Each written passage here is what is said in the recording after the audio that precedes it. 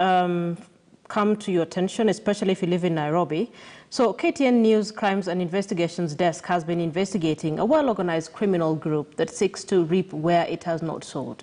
This group, as the inside source found out, is well connected, and this gives them the boldness to act and swindle people the way they do. Violence is their language and their go-to solution whenever their victims come to claim what was rightfully theirs. This group, as you will find out in this story, has police officers and their bosses, as well as officials from the Nairobi County government in their pockets. And this allows them to carry out their theft without fear. The county government and NMS licensing units revoked the operating licenses of these companies. Our reporter Fred Kagonye has that special story for us. Shika ni yangu.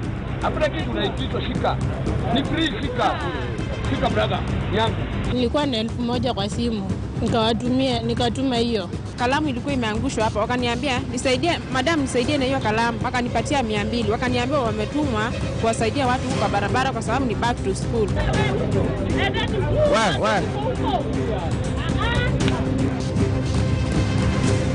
Gambling is in various ways, and in one way or the other, some of them purport to be doing genuine business. Naweza tengeneza hata 1500 kwa siku.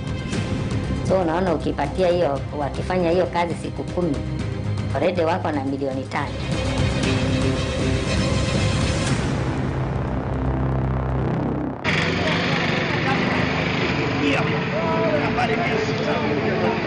Dada, imefanana. Waandikia risiti peleke nyumbani ama unabeba pesa? Shilingi 7,000. Kwa kwanko?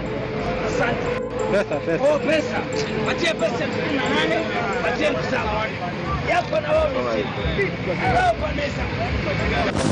Tuanze umetendewa kitu, waje ukiona mtu akichomwa ndio unaonanga yani wewe kwa kichwa chako unaweka huu ni yule mtu mwenye alinibianga. So hata kwako hiyo utu yenyewe ni kama wale wamekula 50,000, wanapatia polisi 5,000. Sasa wewe utasema nini? Polisi yako mkono mbele. Wale wote tumepata wakibia wananchi hao tunashika na wanapelekwa kotini. On a typical day, Nairobi City is a busy place. People are running up and down trying to get this or that sorted.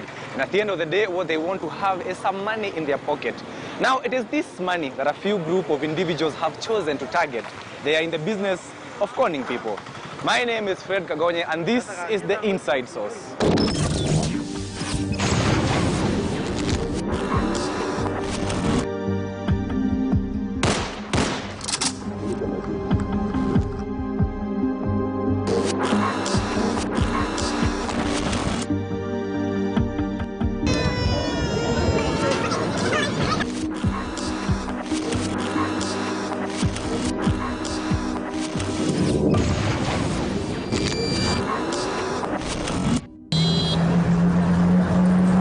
Nairobi's central business district. More than 4 million people rely on this city for their survival. On a typical day, some will go home celebrating the day's triumphs. Others will bring theirs to a close with tears and regret.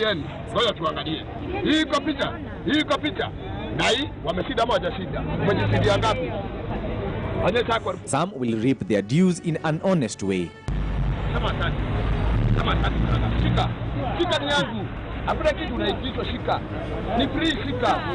Others will reap in dubious ways. Oh, pesa. Patia pesa 18, patia 7,000. Yako na wao risiti.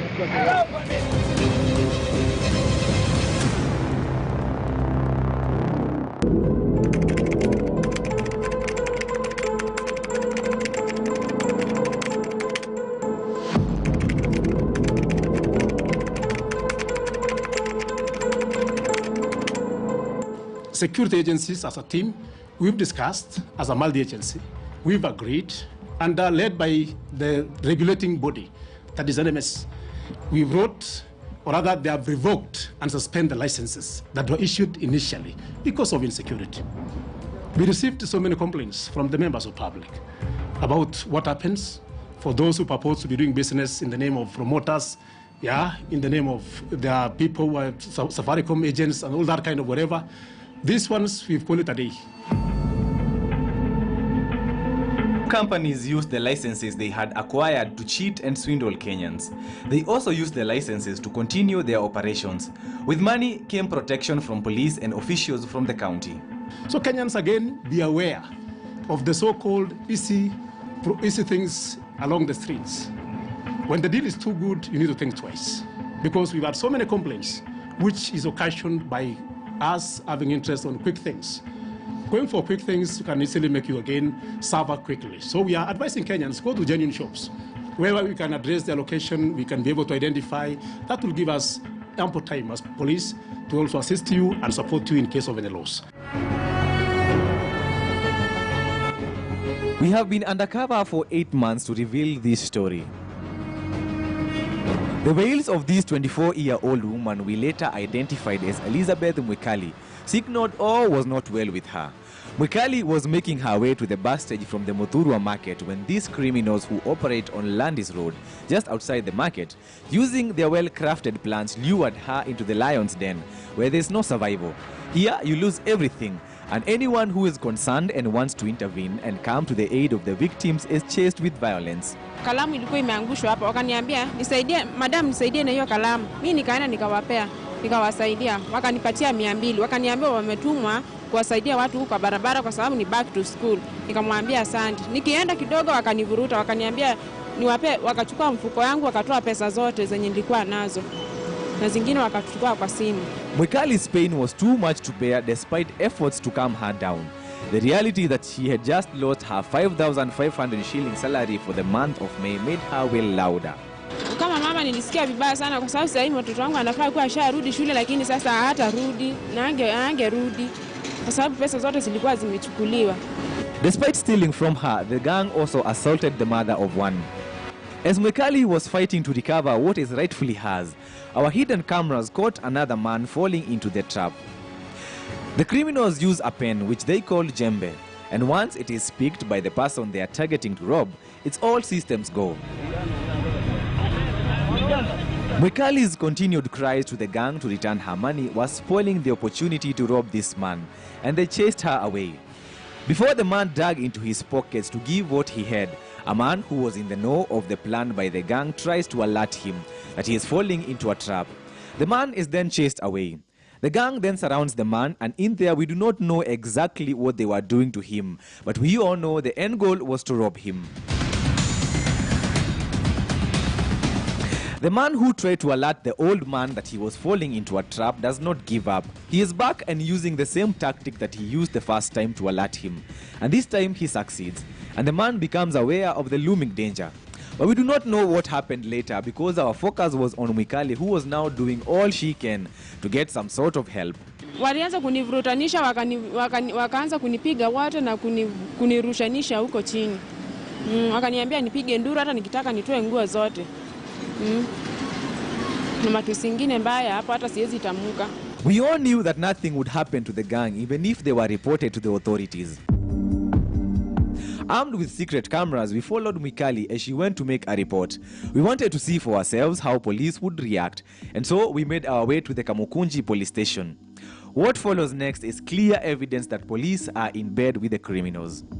As we waited for our turn to be served, Mwikali could not stop sobbing. Perhaps when she remembered how hard she had worked for her money, only to lose it to the heartless fellows. Her cries were not in vain. It attracted the attention of the officers who then ushered us into this office. And here she told of her tribulations. Then the officer makes a call. The person on the other end of the line was called Joro, who we thought was a fellow police officer, but we would later find out that he was the leader of the gambling gang. Joro. Hello?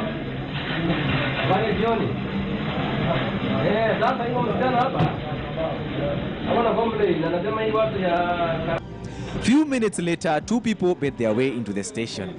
Our camera had captured the men in their business of conning people, who now left the station.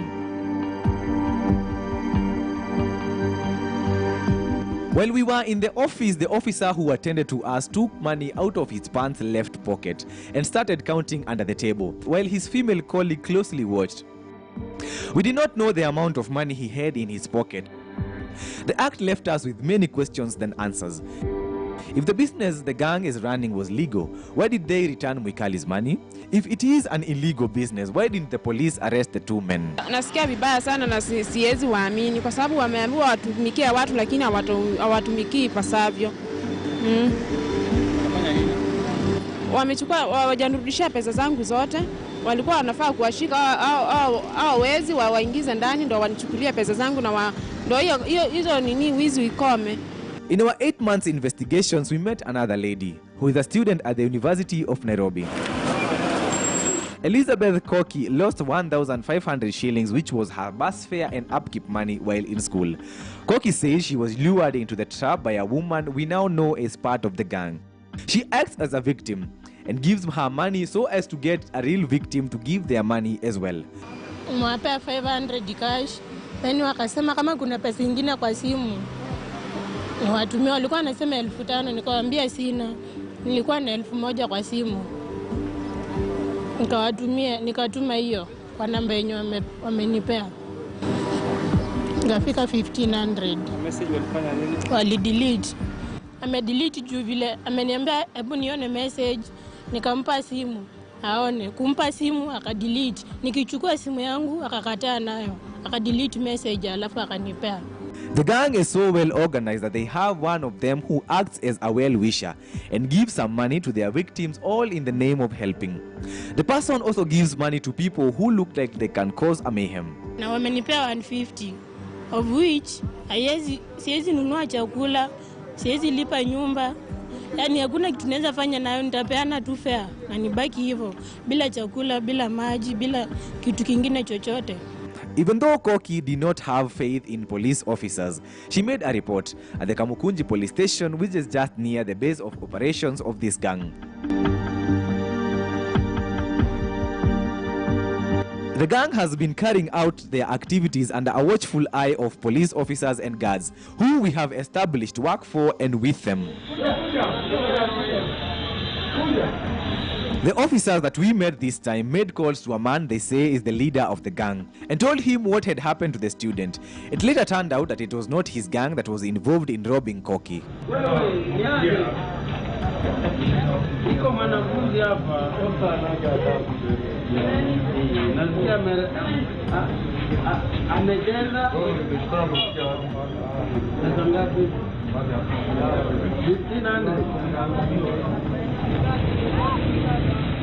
We were taken to where the gang that had robbed Koki of her bus fare and upkeep money operates from. The plainclothes police officers told the gang that what they did to Koki wasn't good, and they would not negotiate on the amount of money they were to give her. Koki got her 1,500 shillings back, and the leader of the gang threatened to shoot my colleague Siraju Rahman Abdullahi when he sees him again.